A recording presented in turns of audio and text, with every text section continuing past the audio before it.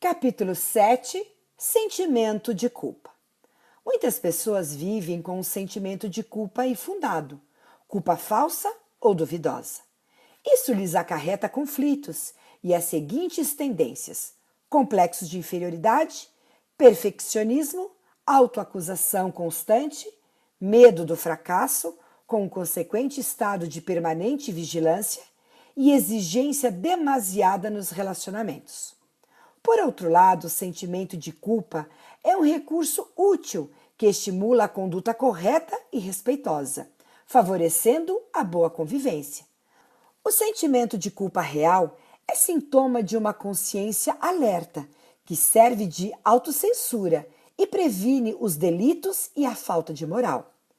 Por muitos anos, Carlão viveu como se não tivesse culpa alguma diante da família, que abandonou, e da filha que cresceu com uma série de problemas emocionais em decorrência do que sofreu na infância.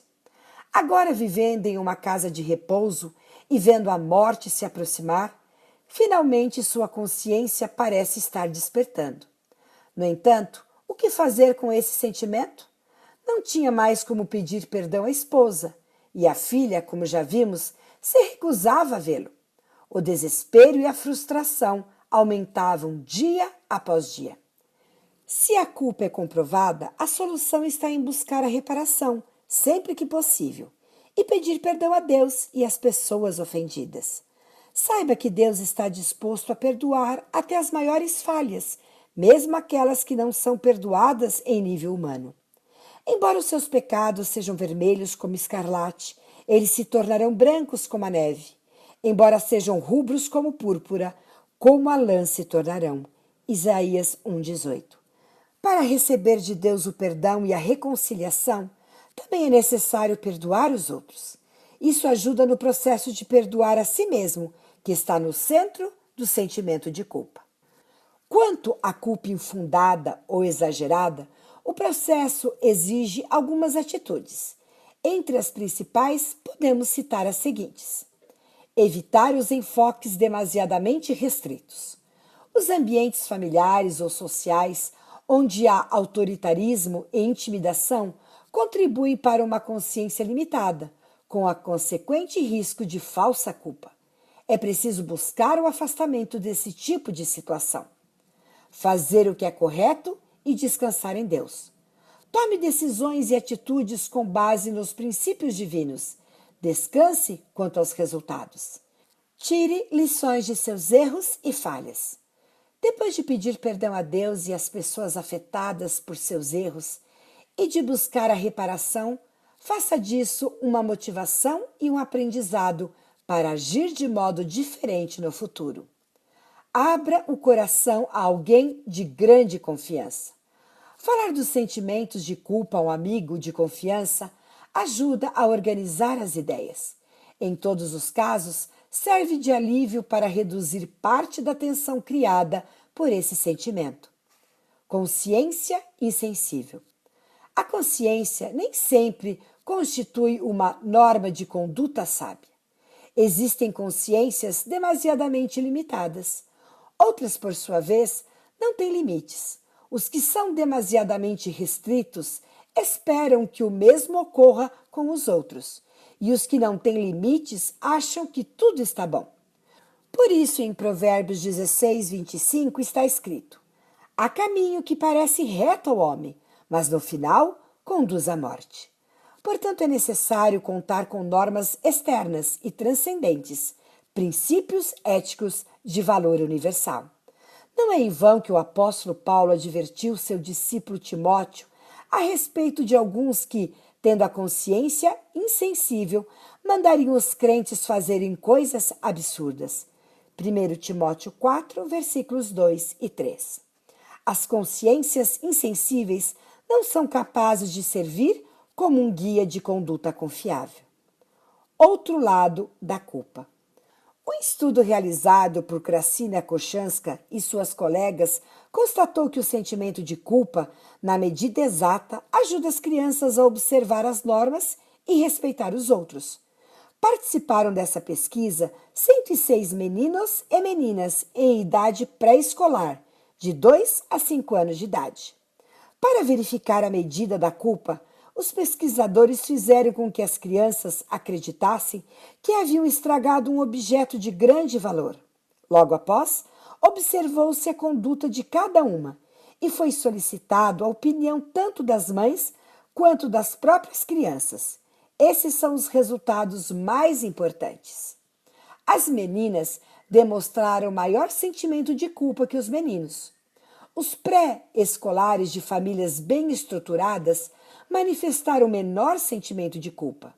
O nível de culpa das crianças de 2 anos tinha relação com a autonomia moral das de 5 anos. As crianças com sentimento de culpa violaram menos regras do que as que não sentiam culpa. A medida justa da culpabilidade ajuda a prevenir a má conduta. O perdão do pai. Uma das mais belas e conhecidas parábolas contadas por Jesus é a do filho pródigo, registrada em Lucas 15, versículos de 11 a 32. Trata-se da história do pai e dos 2 filhos, um dos quais, cansado da vida tranquila de casa, decidiu abandonar tudo e buscar a liberdade e o mundo afora.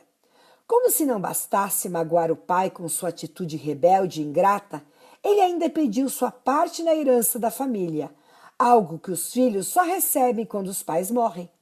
O pai, respeitando a liberdade de escolha do filho, deu-lhe o dinheiro. O filho abandonou o lar. Livre das restrições paternas, o rapaz passou a esbanjar o dinheiro em bebedeiras, festas e promiscuidade.